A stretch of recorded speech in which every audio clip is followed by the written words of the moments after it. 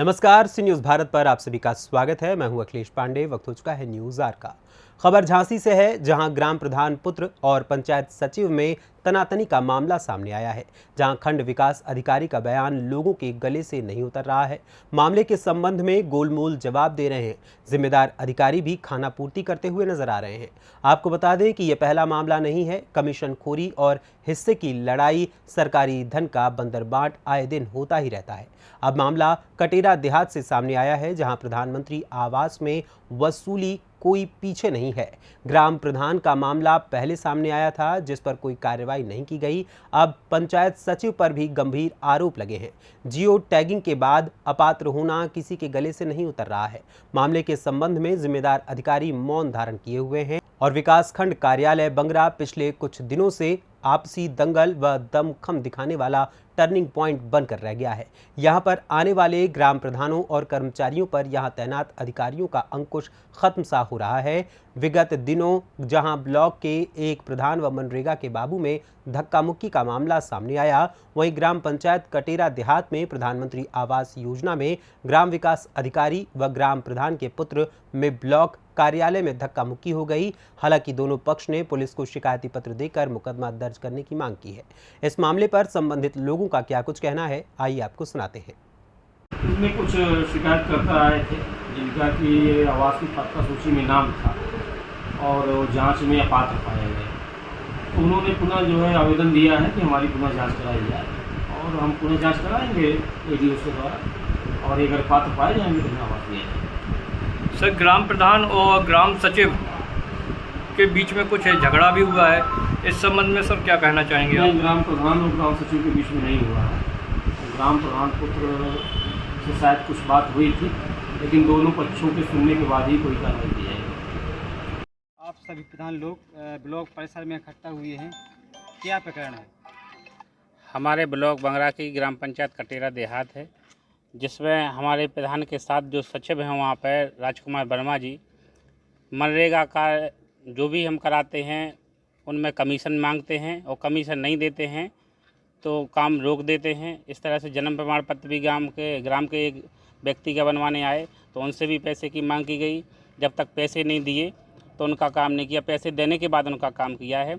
और बाद में 2-3 दिन पहले गाली गलौज की और मारपीट की भी धमकी दी है। तो क्या अधिकारियों को ज्ञापन सौंपा है आपने, क्या आश्वासन दिया है?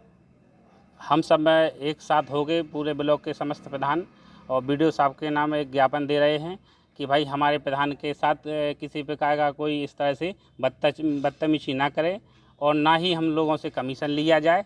भाई इस तरह से कमीशन लेने से जो विकास कार्य हैं वो अवरुद्ध होंगे। क्या नाम है?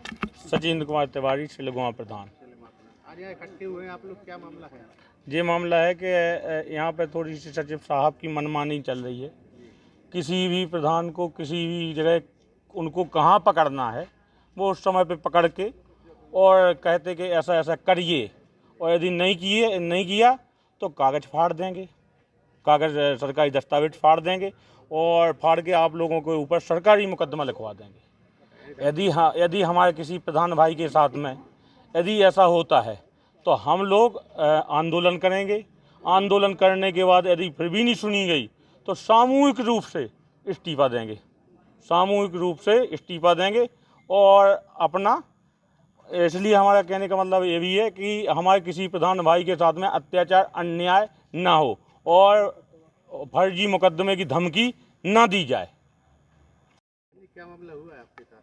ये सबसे पहले तो आप सभी पत्रकार बंधुओं का बहुत बहुत धन्यवाद और आप सबका बहुत आभारी हूँ कि जो आप सभी लोग मिलकर के हम लोग प्रधानों की समस्याओं को ऊपर तक पहुंचाने में मदद करते हैं।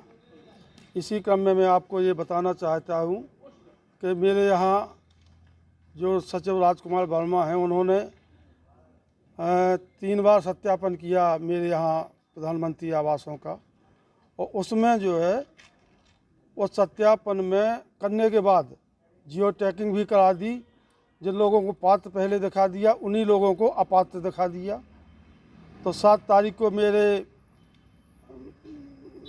लड़के ने यहाँ के उनसे पूछा कि साहब ये मामला क्या है, आपने पहले पात्र दिखाया और उसके बाद अपात्र दिखा दिया। इसी पे वो नाराज़ हो गए और इतना पूछना ही मेरे लड़के का इतना जो है अपराध हो गया कि उनने झूठी पुलिस को आवेदन कर दिया, उसके खिलाफ़ मुकदमा लिख दिया और इस पर भी उनका मन नहीं भरा। 7 तारीख को ये लिखा उनने लड़के के खिलाफ़ एप्लीकेशन दी और 9 तारीख में उसी क्रम में मुझे भी उसमें मेरा भी नाम जोड़ दिया गया है। तो ये तो अनावश्यक दबाव बनाना है एक तरह से, और दबाव में जब प्रधान रहेंगे तो इनकी हर मनमानी का शिकार हर प्रधान को होना पड़ेगा। और मैं सभी अपने प्रधान भाइयों से भी अनुरोध करता हूं कि एकजुट होकर हर ऐसे उत्पीड़न की लड़ाई में साथ रहें।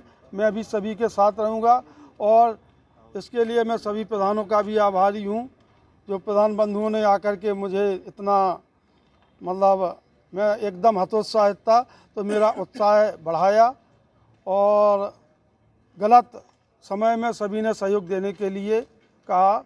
और भविष्य में मैं भी ये संकल्प लेता हूं कि अगर इस तरह का उत्पीड़न, अनावश्यक उत्पीड़न किसी भी कर्मचारी अधिकारी द्वारा किया जाएगा तो सभी प्रधान एकजुट होकर के उसका विरोध करेंगे।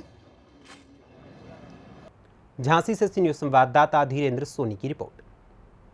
फिलहाल इस खबर में बस इतना ही। देश दुनिया की तमाम खबरों के लिए देखते रहें सी न्यूज़ भारत। हर खबर आपके साथ, आपके हाथ।